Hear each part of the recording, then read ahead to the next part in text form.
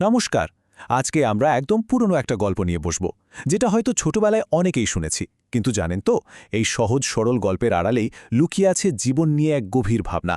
চলুন রাখাল আর বুনো ছাগলের এই অসাধারণ কাহিনীর গভীরে যাওয়া যাক। আচ্ছা, গল্পটা তো শুরু করবই, কিন্তু তার আগে একটা প্রশ্ন নিয়ে ভাবা যাক। কি বলেন, দয়ার আসল মানেটা ঠিক কি? এই গল্পটা কিন্তু আমাদের সেই উত্তর খুঁজে পেতে অনেকটাই সাহায্য করবে। চলুন এই প্রশ্নটা মাথায় রেখেই গল্পটা শোনা যাক। তো গল্পের প্রথম পর্বটা হলো একটা অপ্রত্যাশিত উদ্ধার কার্য নিয়ে। চলুন দেখি কিভাবে একটা খুব সাধারণ ঘটনা একটা গভীর সম্পর্কের শুরু করে আর আমাদের গল্পের মোড়টাই ঘুরিয়ে দেয়। একবার ভাবুন তো, কনকনে শীতের একটা দিন, একজন রাখাল তার ভেড়ার পালকে নিয়ে কোনো একটা নিরাপদ আশ্রয়ের দিকে এগোচ্ছে। ঠিক তখনই তার চোখে পড়ল এক অসহায় বুনো ছাগল, যেটা কিনা একটা পড়ে যাওয়া গাছের ডালের নিচে বুড়িভাবে আটকে পড়েছে। রাখাল কিন্তু এক মুহূর্ত ভাবেনি। সে খুব সাবধানে ভারী ডালটা সরিয়ে ছাগলটাকে মুক্ত করল। শুধু তাই না, কি করল জানেন?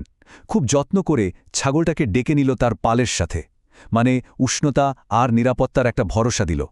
এটাই ছিল নিঃশর্ত দয়ার প্রথম একটা ঝলক। গল্পটা তো এখানেই শেষ হয়ে যেতে পারত, তাই না? কিন্তু আসল টুইস্টটা তো শুরু হলো এখান থেকেই। ছাগলটা নিরাপত্তা তো পেল, কিন্তু তার মনে জন্ম নিল একটা নতুন লড়াই, নিরাপত্তা বনাম স্বাধীনতা।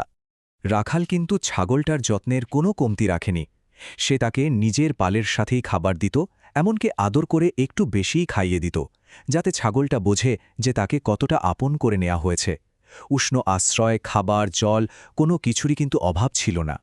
এই যে স্লাইডটা দেখছেন, এটা ছাগলটার মনের ভেতরের দ্বন্দ্বটাকে দারুণভাবে দেখাচ্ছে। একদিকে ছিল রাখালের খোয়ারের নিশ্চিত নিরাপত্তা, উষ্ণতা আর খাবারের যোগান, আর অন্যদিকে ছিল বুনো জঙ্গলের সেই অবারিত স্বাধীনতা, প্রকৃতির ডাক আর নিজের জগতে ফিরে যাওয়ার একটা তীব্র ইচ্ছা। ছাগলটার মনে একটা চাপা টানাপোড়েন চলছিল। কোনটা বেশি দামি, নিশ্চিত আরাম নাকি অনিশ্চিত স্বাধীনতা? তো এবার আমরা চলে এলাম গল্পের একদম ক্লাইম্যাক্সে, মানে সবথেকে গুরুত্বপূর্ণ পর্বের বনের ডাক। ঝড় থেমে গেছে, আর এখন ছাগলটিকে তার জীবনের সবচেয়ে বড় সিদ্ধান্তটা নিতে হবে। যেই না ঝড় থামল, আকাশ পরিষ্কার হলো আর ঝলমলে রোদ উঠল, ছাগলটার মনের ভেতরে সেই স্বাধীনতার টানটা আবার জেগে উঠল। সে একদৃষ্টে জঙ্গলের দিকে তাকিয়ে থাকল, তার মনটা যেন সেখানেই পড়ে আছে।